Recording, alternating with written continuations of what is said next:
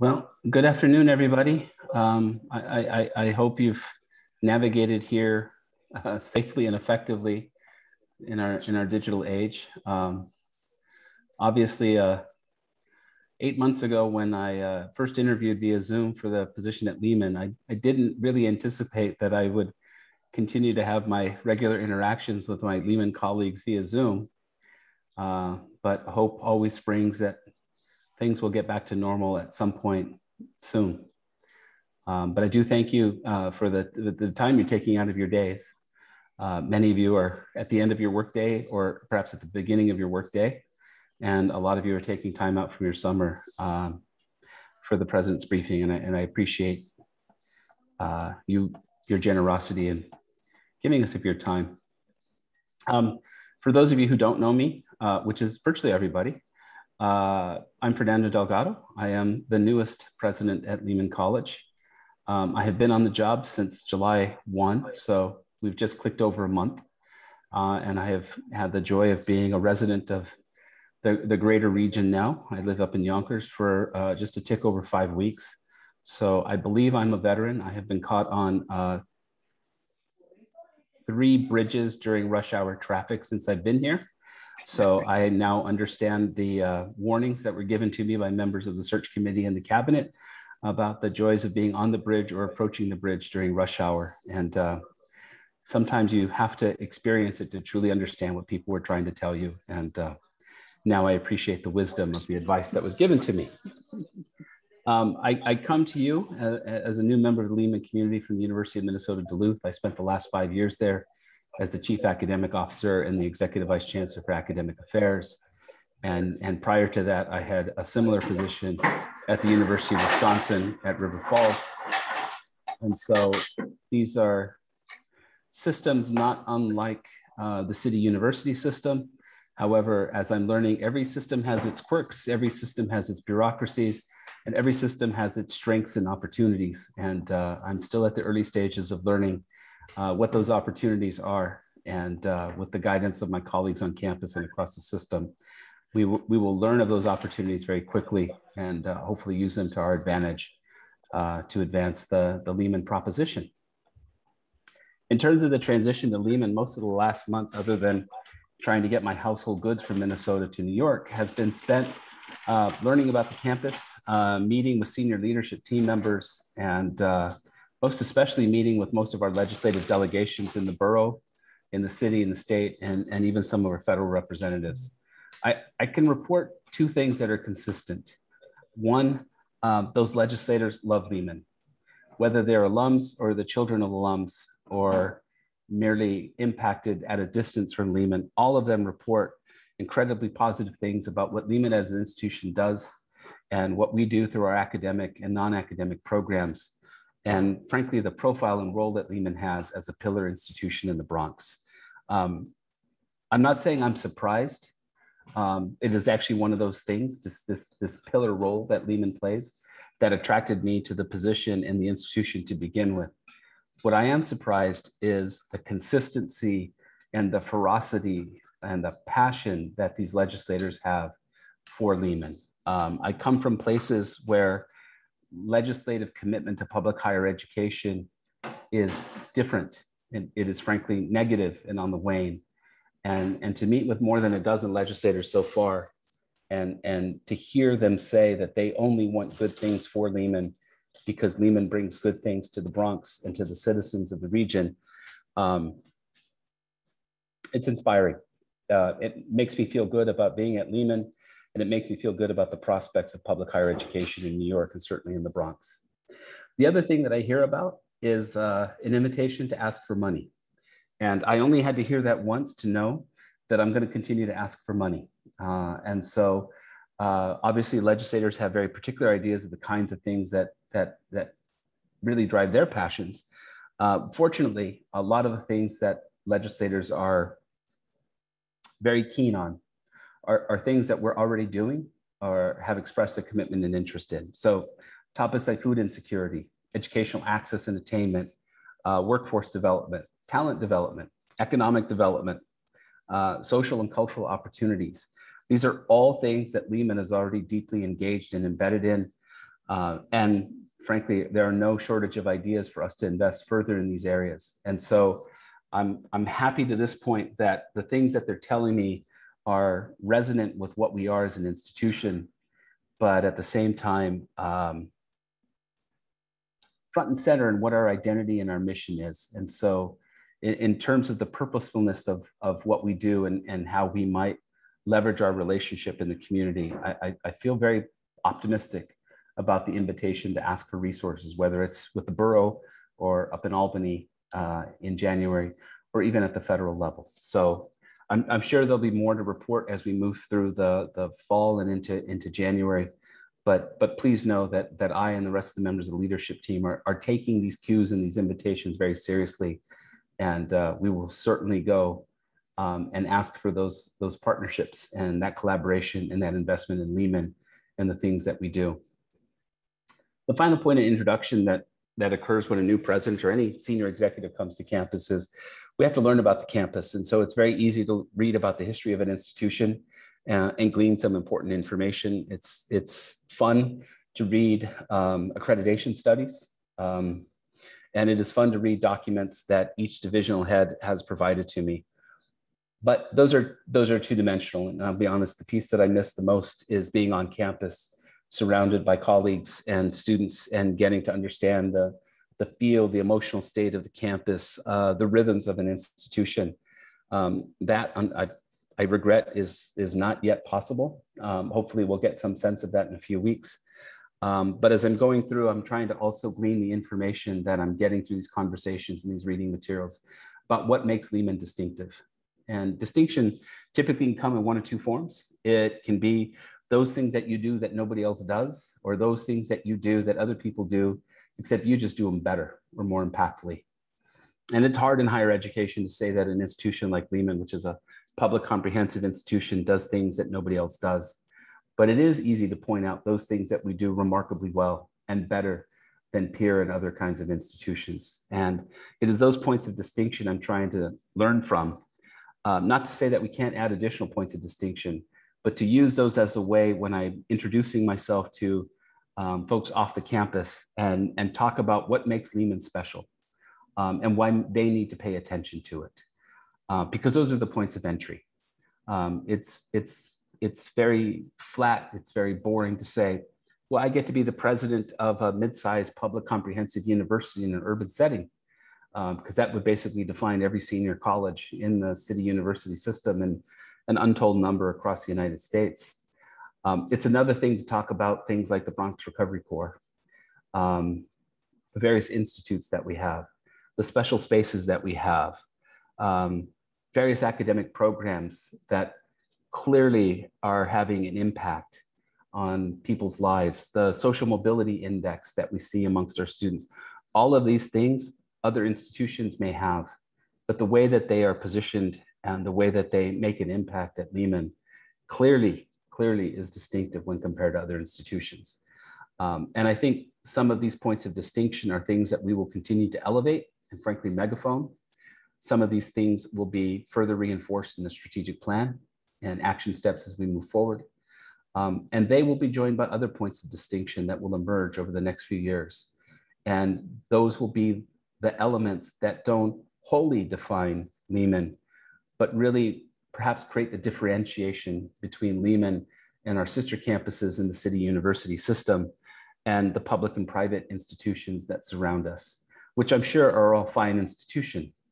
But I'm the president of Lehman, and I have to take pride in the excellence that we have and make sure that everybody who's within earshot of my voice knows about the excellence that we have at Lehman, because that's part of my task, to be the institution's chief storyteller to external constituencies.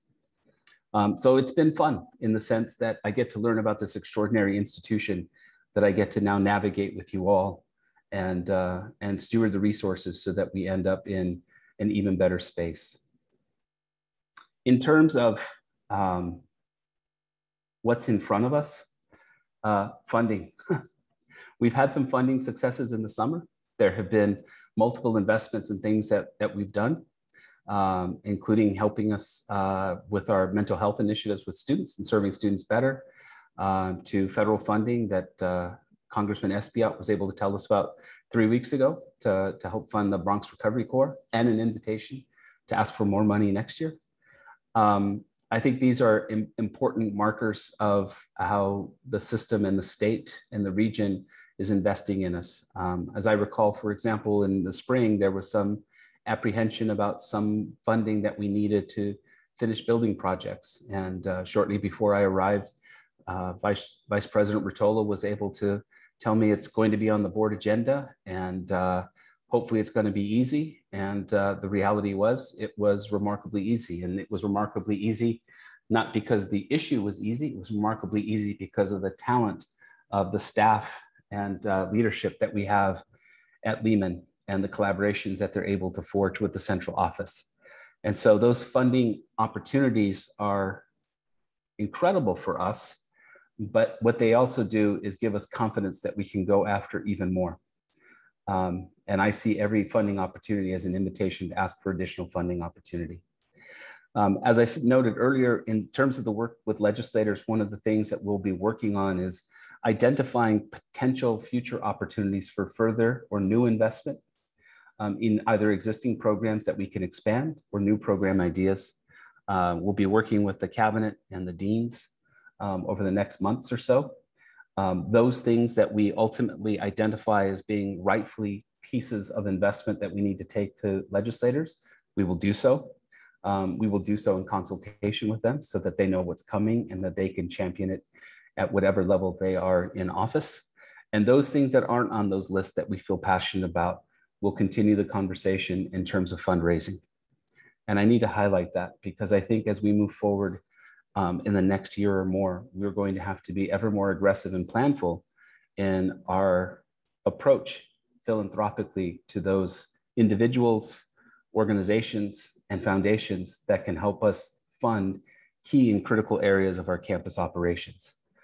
We do fundraising not because we like to point to the size of our endowment fund, but we do it because that endowment fund allows us to do the basic work that we want to do and support the students in the ways that we want to support them.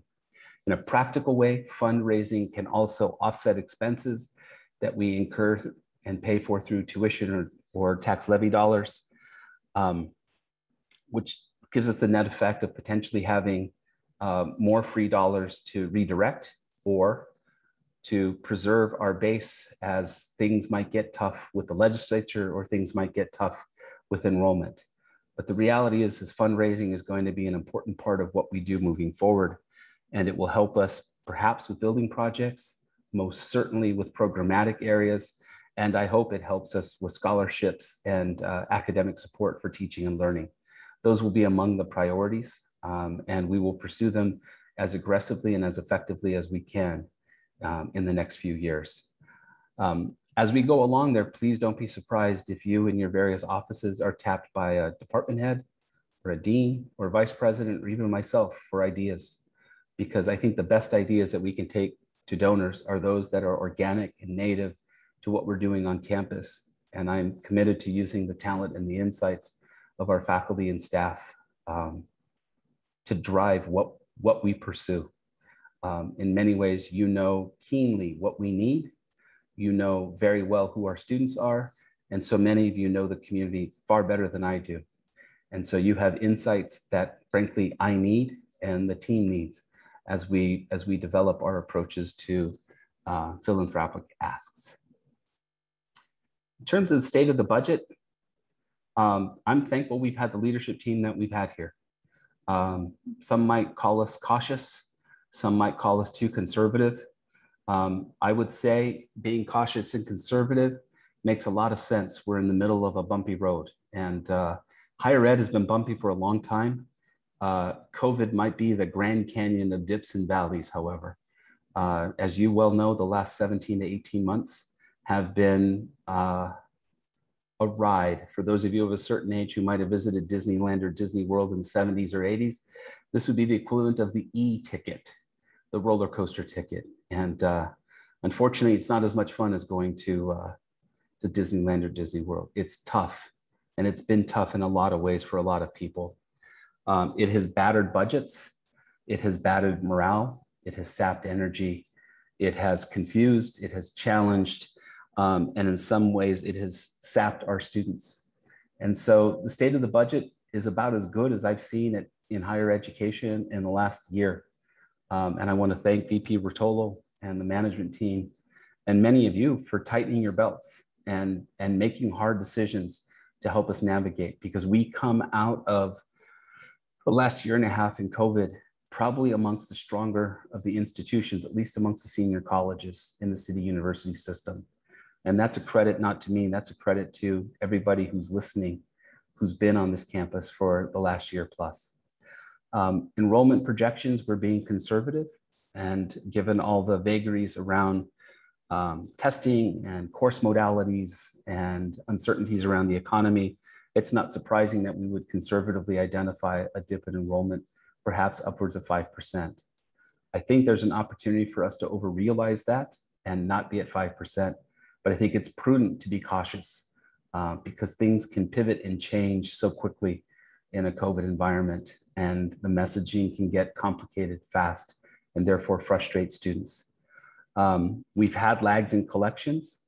However, those collections are associated with debt. And as you heard the news last week, I hope, we have some extraordinary positive news coming out of Albany, particularly for those students who incurred debt the last 4 academic semesters. And so going back to spring 2020, students with debt in various categories are basically going to have that debt wiped out, which also then means our collection rate will increase concomitantly and significantly. This puts us in a better position, and equally important for moral and other reasons, it helps students continue on their journey. For some of those students, they've already left the institution, but it's one less debt that they have to worry about. For students who continue on, it may in fact clear the decks for them and give them an opportunity to have a financial clean slate with respect to tuition and fee charges, and come back to our institution or the other institutions they belong to in the system and continue on their path to success and graduation. In terms of projections, if we can close the gap quickly and not realize that 5%, I think we're going to be in great position. I do take solace in a couple of things in terms of our projections. One is our first year student projections are very strong. And that's important because we will carry those students with us across multiple years. Projections for transfer students are not quite as strong, but again, transfer populations and junior college populations, both in our system and frankly across the country, have been lagging for some time. And that will be a challenge for those 2-year campuses. It will be a challenge for the system, but ultimately it will be a challenge for us because we become dependent on the flow of students from 2-year campuses into our campus. On the other hand, if we continue to over-realize expectations with 4-year students and can continue to bump up our retention rates, we will buffer that loss of transfer students and be able to stabilize our enrollment and perhaps even grow our enrollment as we move forward. Again, we will take a cautious position rather than an aggressive position to maintain our financial stability and to weather any uncertainties. But of course, there's one thing to budget and there's another thing to establish stretch goals. And so even though we establish the budget, we don't aim for that bottom line. Excuse me, we aim for a line above that bottom line, but we have to meet that bottom line projection. And so that's why we have a cautious approach, even as we bring optimism to overperforming. I think the budget will remain solid and stable for the next couple of years. I do have some concerns in the out years, depending on how expenses go and how the state and/or city continues to invest in us. Again, part of the reason for fundraising is we can find some additional dollars internally if we can offset some costs. And so that's why we will continue to lobby for additional dollars at the state level, additional dollars from within the system, but we will also pursue outside investment to help fund key areas of our operations.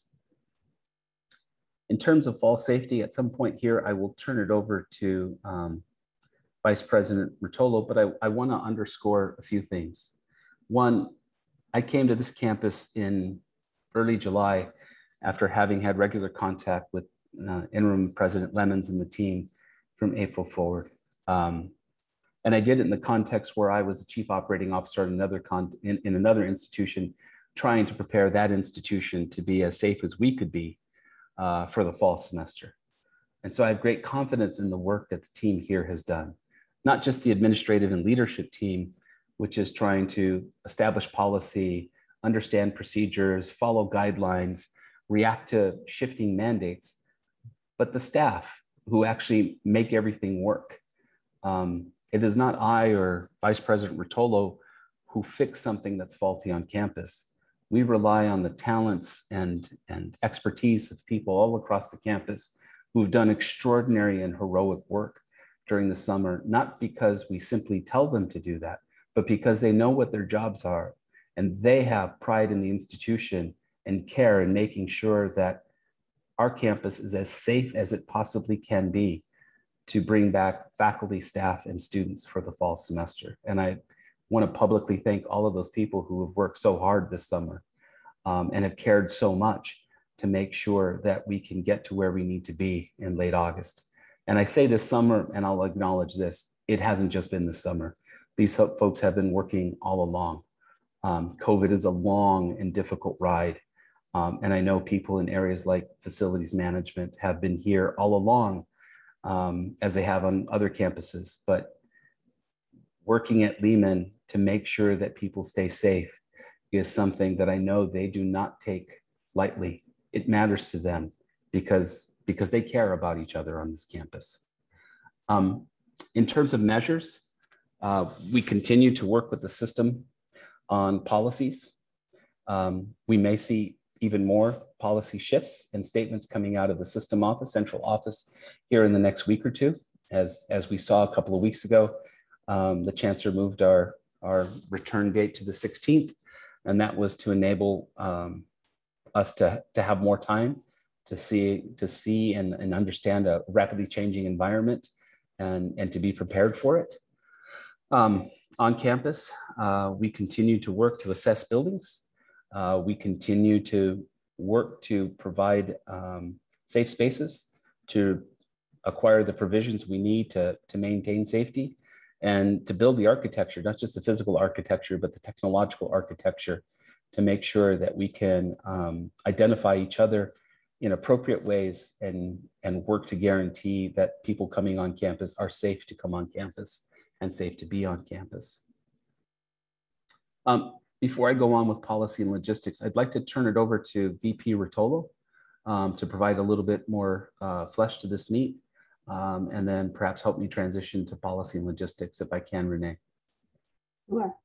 So I just want to remind everybody before I get started, first of all, I hope everyone's having a great summer. It's great to be back with you, not really in person, but on Zoom, and it's just great to see everybody. I've been on campus now regularly for at least the last month and a half.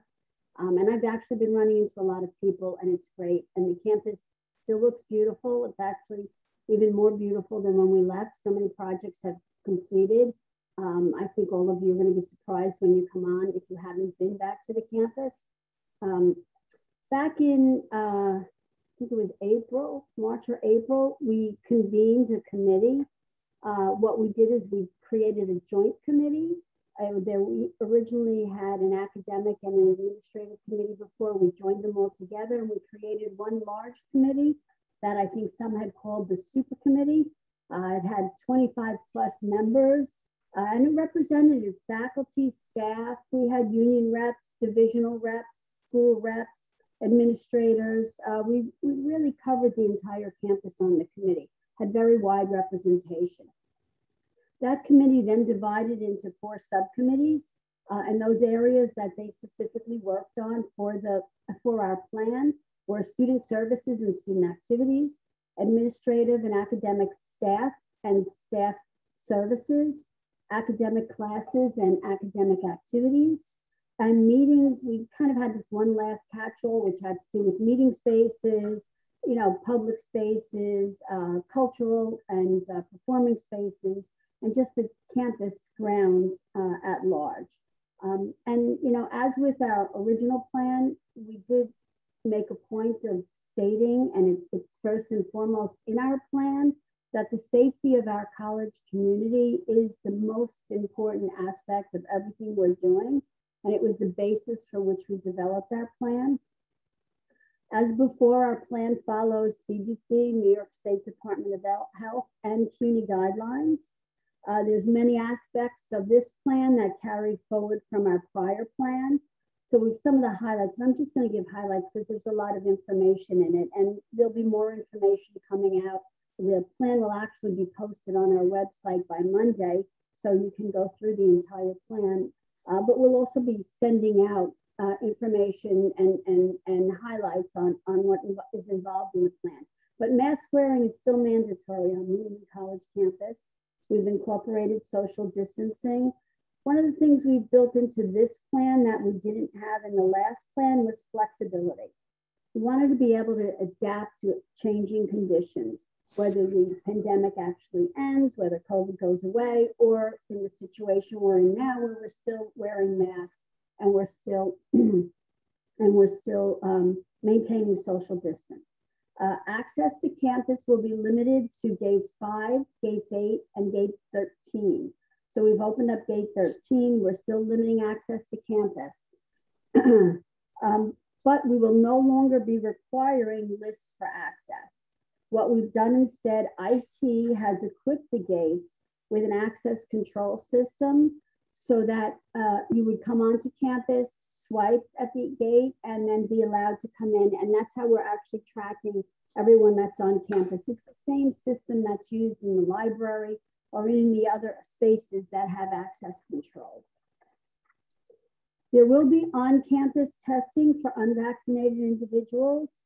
The testing site will be located in the Science Hall parking lot, and there'll be more information following on that. CUNY's been putting a lot together. It's a CUNY-wide contract for a testing company.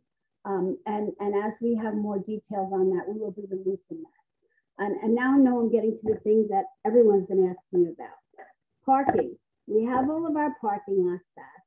Parking will be free for August, and we will, by the end of this month, give more information on what's going to happen with parking going forward. Food service. As everybody knows, our food service vendor went out of business, but what we've managed, or what working with CUNY, what we've put in place, there's a company called World Cup that provides grab-and-go service at Hunter College.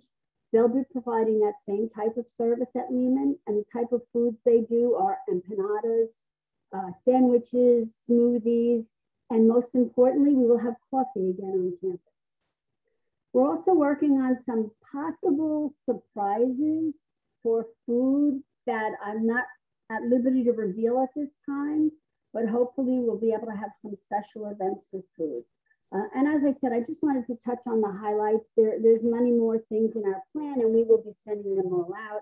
And I also want to thank President Delgado for acknowledging the staff that have been on campus throughout this pandemic, keeping the campus running, keeping the buildings operational and functioning, and making sure everything's working, keeping the campus safe, making sure that all of you, as you need to come on campus for supplies, are able to get them, for the people buying the supplies, for the people placing the orders, for the people receiving it, for the mailroom, for everyone that's been here throughout, taking care of business for the college, and for all of you for everything you've done working remotely. Thank you. I'm going to turn it back to you, President Delgado. Thank you, Rene. Just to wrap things up, as Rene pointed out, much of what you see in a reopening document that will be posted will essentially be addressing the questions about policies in terms of how to access campus, how to be safe on campus, what the regulations are for campus.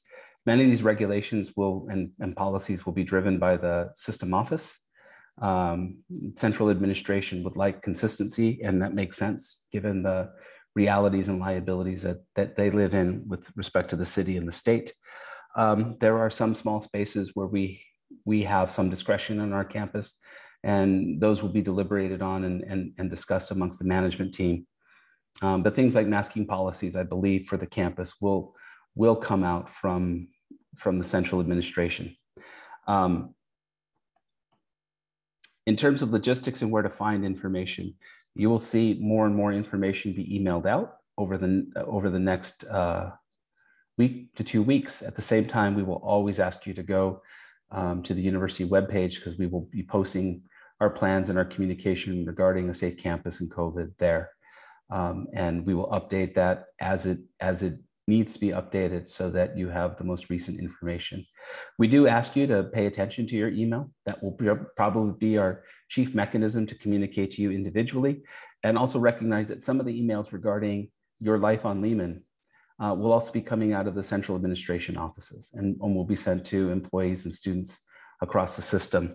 I know there can be a tendency to let those things lie, but important information will be coming out from the Chancellor's office, as it has in the last couple of weeks, over the next few weeks. And so I encourage you, when you see an email from the Chancellor, to open it up and see what he's relating with respect to COVID.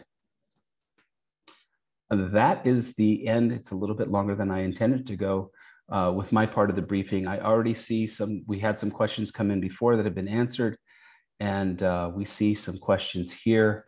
When will the campus be open again? In terms, Talene, of the campus writ large, that's going to occur on the 16th.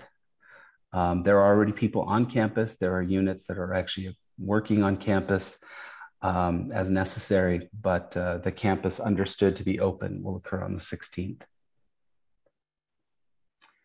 The question from Esther Citron goes back to what Rene was talking about. The system is contracted with an outside vendor. That vendor will be, let's see, Rene, was it Gate 6? That's where they will be at? Yeah, Gate 6. It is a nose swab. You do the swab yourself. It's not a deep nose swab. And under most circumstances, you'll get the results back in 24 hours. But if it's a Friday, you're probably not going to get results back until Monday. Yeah. And that's an important thing to think about, because if you're not vaccinated, and we're encouraging everybody to get vaccinated, but if you're not vaccinated, you need to think about the timing of when you get that test relative to when you plan to be on campus. To the question that Ruth Wangerin asked, the reopening plan calls for masking for all indoor spaces, including vaccinated and vaccinated. Is there any chance that Lehman might drop that requirement if CUNY Central opposes masking of vaccinated persons? As I said, CUNY has decided that they will make decisions for all campuses with respect to masking policies. The one latitude that we have is that if there are specific spaces on our campus, for example, an athletics facility or an arts or a performance facility that has a specific purpose, we may have the latitude to define masking policies only for that space. But in terms of the campus-wide masking policies, these will be driven by the central office.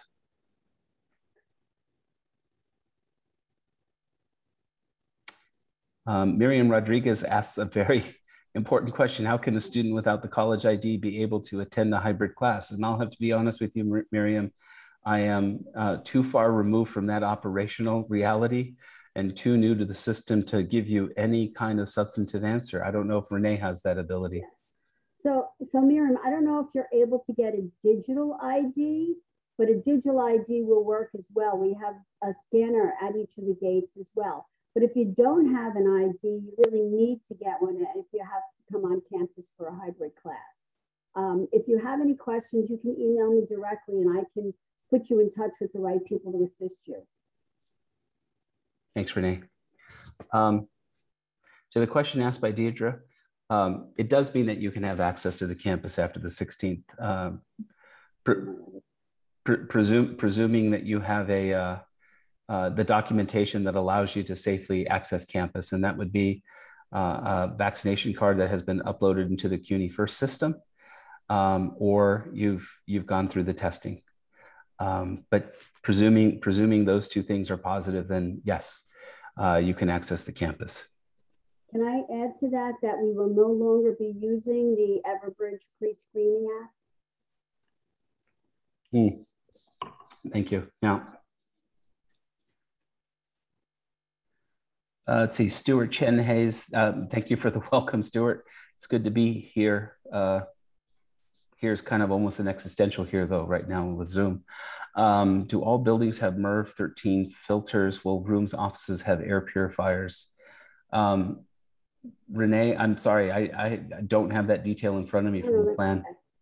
So yes, all building mechanical systems have been fitted with MERV 13 filters.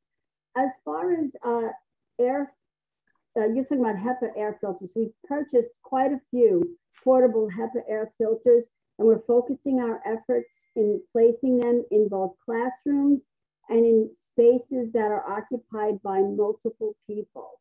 Now we're expecting, because people were asked to submit their plans, and managers, supervisors were asked to ensure that staffing in shared offices stagger their work schedule so that they're not all there at once. But if there's a special situation where something is needed, just send me an email and we'll try to accommodate their request. Diana, I hope my question to Deirdre answers your question in terms of coming to campus earlier. Obviously, we're going to open the campus at least a week before classes start, depending on what your schedule is. And so, yes, if you meet the safety standards to make it to campus, you can come to campus earlier.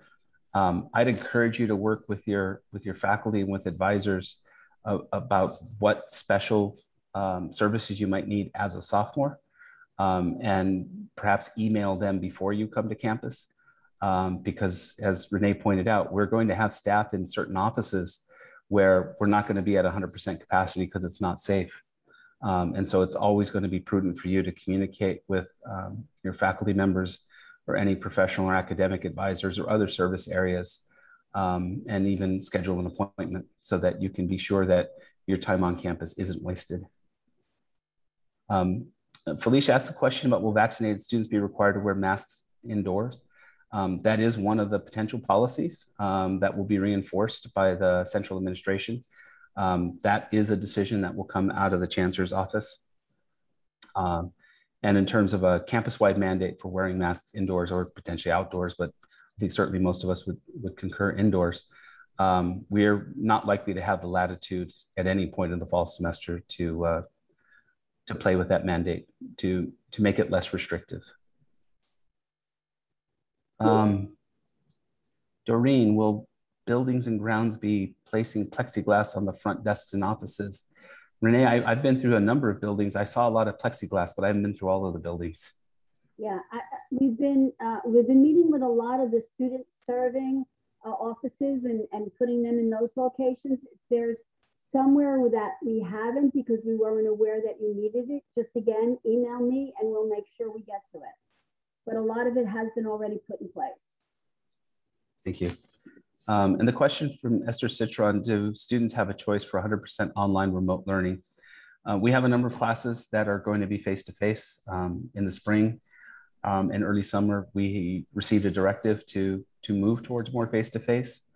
So we have a number of traditional face-to-face classes. We have some hybrid classes, which are low residency on campus. The rest of it is online. We have some high flex options. And then of course we have fully remote options. Over the last few weeks, as we've added classes for the fall, we have been more consistent with developing them as online classes. And we will continue to do that. And there may be a need to take a few classes that are already scheduled face-to-face and move them into an online environment. Esther, I cannot, not knowing what your major is and what courses you need to take, can I guarantee you that you will have a full choice for 100% online and remote learning? No, but I do hope that there are enough options that meet your needs, that your academic progress is not impeded. And Marcos is asking a question, plans to open the Apex to students. And see, this is where I wish I would have continued to mark up that plan. So Renee, there is we are going to open up Apex, are we not? The Apex is going to open up. The Apex has their own plan that will be posted as well, and that'll clarify all of it because there will be obviously some restrictions to it. Yeah. And oh, sorry, the questions move and my eyes don't follow fast enough. Sophia asked the question about new and transferring students go to campus after the 16th to get an ID. I think that's the expectation, is it not, Renee? Well, you can can start out with a digital ID. You don't need the actual hard, card, the ID card. I'm going to give information to the VP for Student Affairs to send out to the students about how to obtain your digital ID, how to upload your photo so that you can obtain your digital ID. And then once you're actually on campus for class, you can arrange to get a card if you need it. Mm-hmm. Thanks, Renee.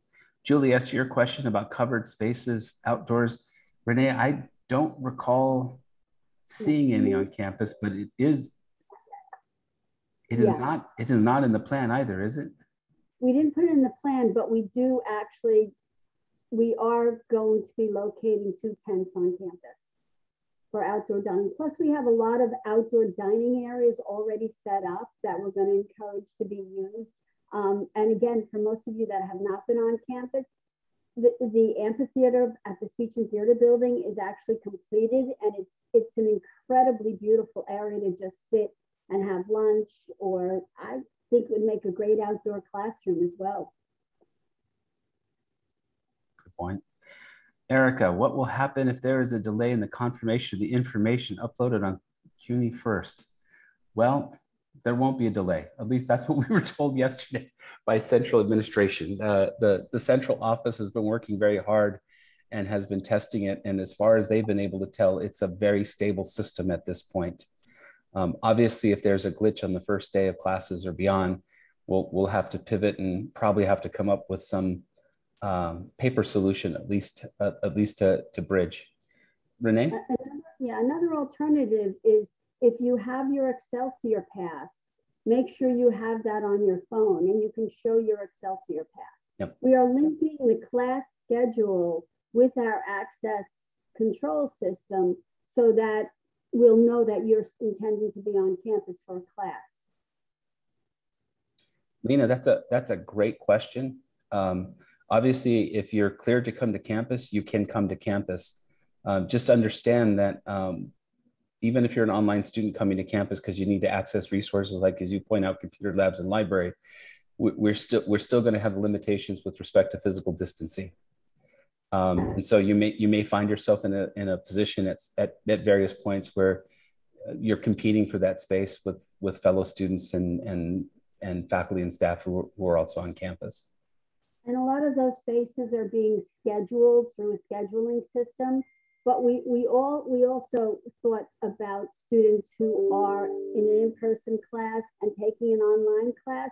And we had purchased these portable trifold plastic shields that we're going to locate in the actual cafeteria over in Carmen Hall and create little pods for students to be able to take their online class if they're on campus for an in-person class, either after or before that online class.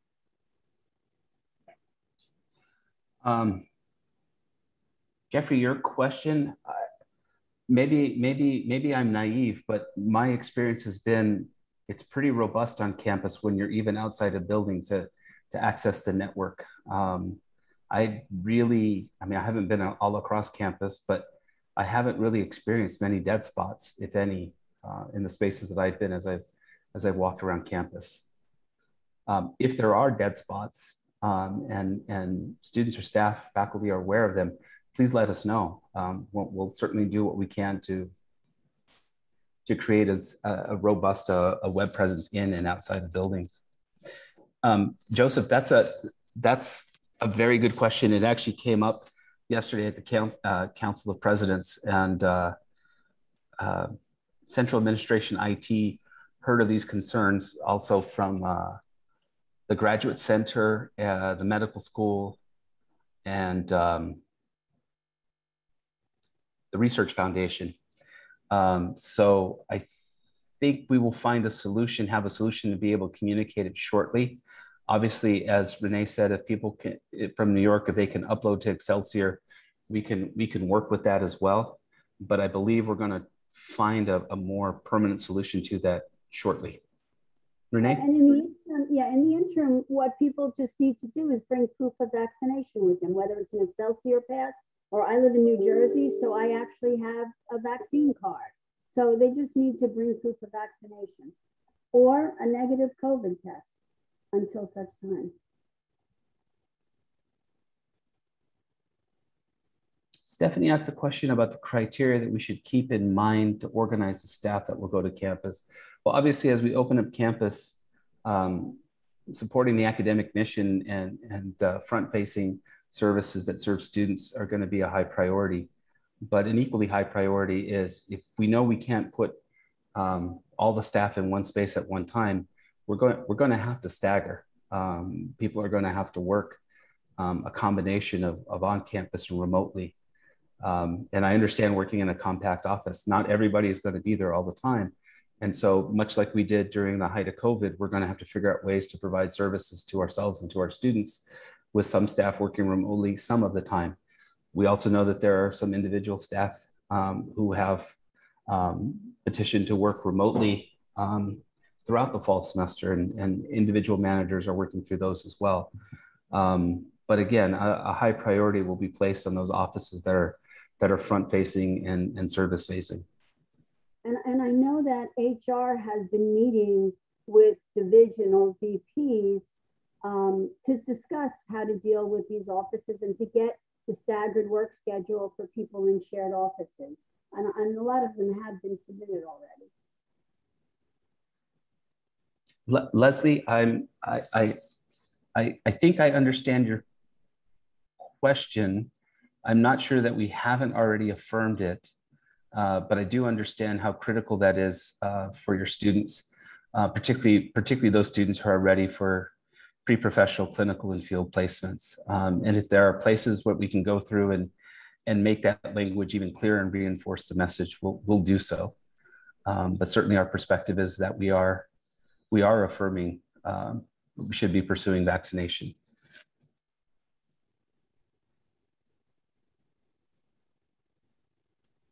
Lena, I think we've answered that question. Spaces are accessible to students as long as you can safely come to campus and demonstrate that you can safely come to campus, be on campus, then yes, you can be in those spaces.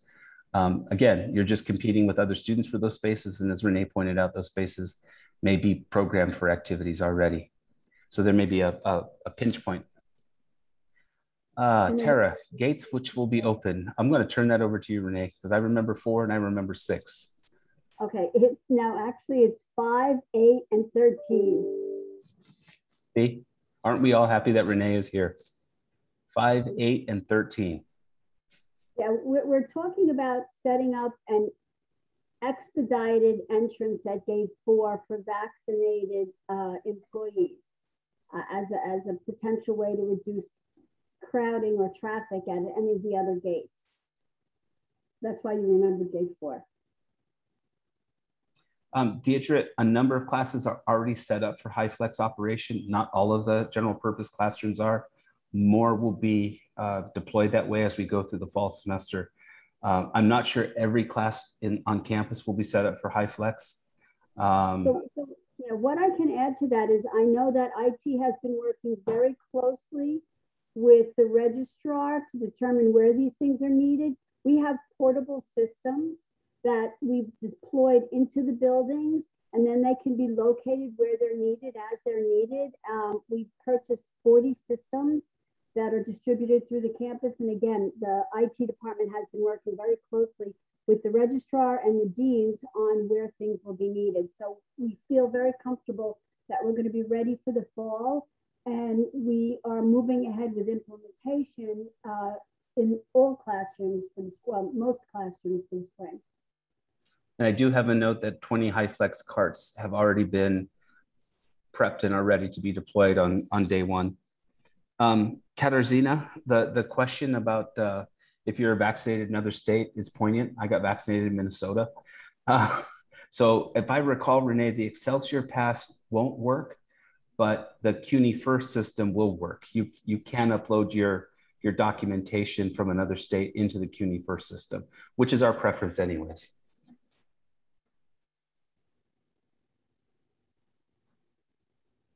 The limits on the classroom, if I recall, Rene, are related to the social distancing guidelines. So there's a direct one-to-one relationship. Yeah, in our plan, we've included 3-foot distancing and 6-foot distancing. Right now, CDC is still requiring 6-foot distancing, so that is our guideline. Once students are fully vaccinated and are mandatory, it's mandatory for them to be vaccinated on campus, then we can talk about reducing that. And then let's see, Daniela's question now is at the top. If I'm vaccinated, do I need to show proof of a negative COVID test? No. Yes, I'm sorry. Yes. I reread that. If I'm not vaccinated, do I need? Yes, that's the point. And that COVID test has to be administered at one of the city university sites. So we will have one. There are, if I remember correctly, 18 or 20 distributed across the system on various campuses. And so you don't necessarily have to have it on our campus, from our campus, but you do have to have a negative test within a week from one of the city university facilities. So if you're living closer to Hostos or Bronx, conceivably you could go there if they have a site. Student proof of vaccination is required by September. The vaccines will be mandatory once FDA.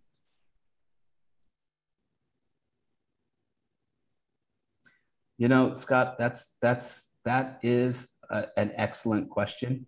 And I don't know that system has fully answered that. I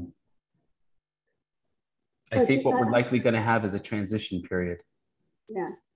One thing the governor did say in his announcement was that once one of the vaccines are approved, students, it will be mandatory for students to be vaccinated to come on campus. But I'm sure if it happens that quickly, there may be some transition period. I'm going to assume the transition period would be somewhere between 2 to 3 weeks because there tends to be that required lag between the two shots. So there may be a mandate for everybody to get vaccinated who wants to be on campus, but in the space between when you get the first shot and the second shot, we may still allow you to come on campus with a negative test. That is the kind of clarification we will get from the system office if and when the FDA approves one of the vaccines. What will happen if unvaccinated students test positive, miss classes? Well, I guess the good thing is here, we have a lot of experience with that. And then we will default to normal policies and procedures when it comes to student illness and making accommodations. And Jean, the COVID test is once a week.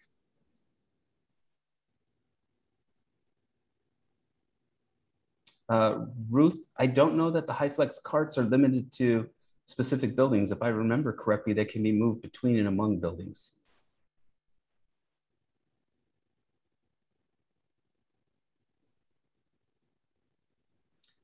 Susan, no, the language that the board approved in early July was the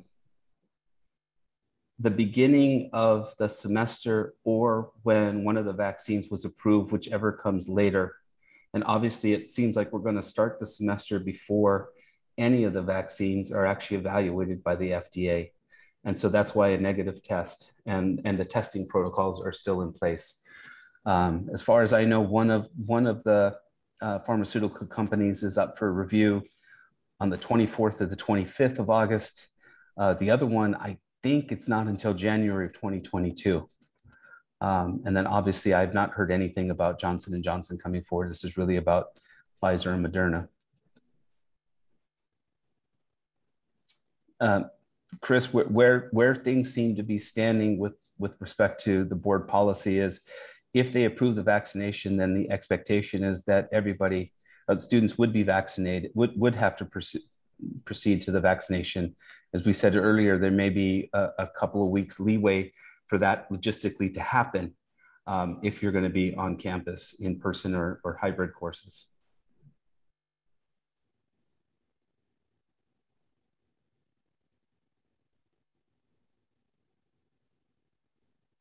Alba, I have not looked at where we're at with the number of courses that are hybrid or remote, but I do know that we've been adding more remote classes as we've moved through July and into August, and that will continue to happen into the school year.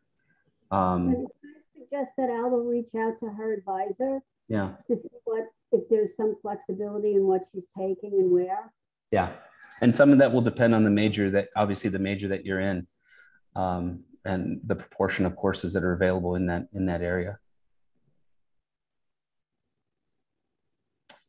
I believe the answer to that question, Danielle, if I heard the scenario yesterday, is if you have one dose of the vaccine and you've got to wait 2 to 3 weeks in order to get the second dose, in those intervening weeks, you have to have a negative test in order to access campus until you get that second vaccine.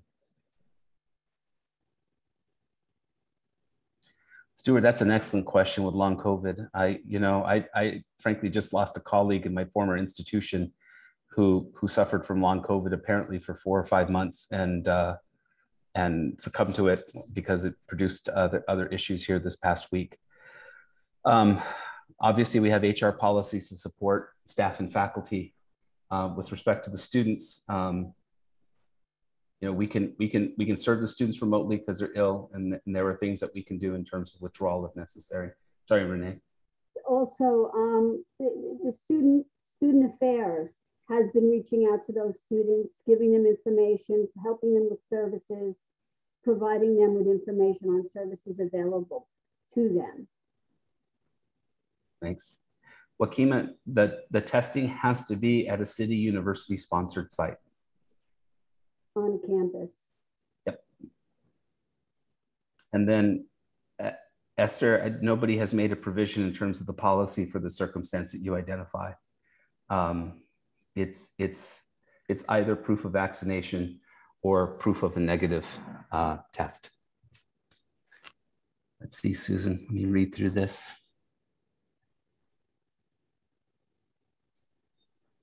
Yeah.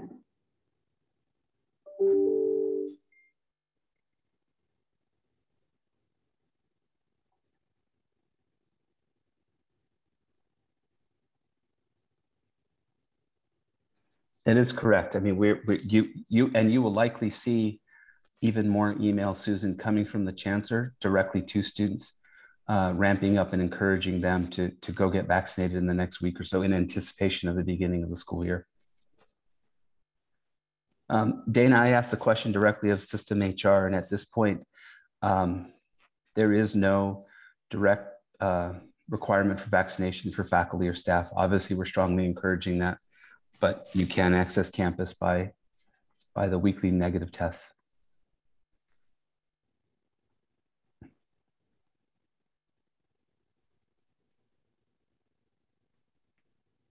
Kelly, great question. I'll need to follow up the provost and the deans, but I'm hopeful that we have basically settled on our schedule by the end of next week. Like I said, there are a few things that have been moving around, and there are a few things that we've been adding, and what we've been adding have been predominantly, if not exclusively, online. Sorry, Renee. No, that's okay. You said it.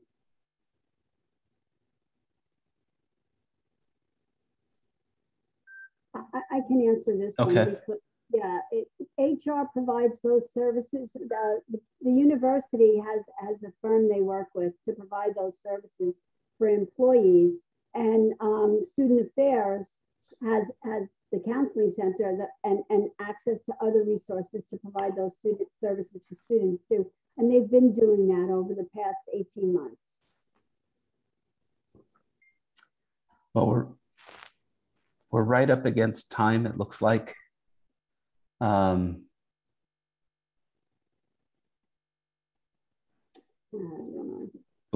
yeah, Deirdre, that we continue to work with our deans about low enroll classes, and we'll continue to through at least the end of next week.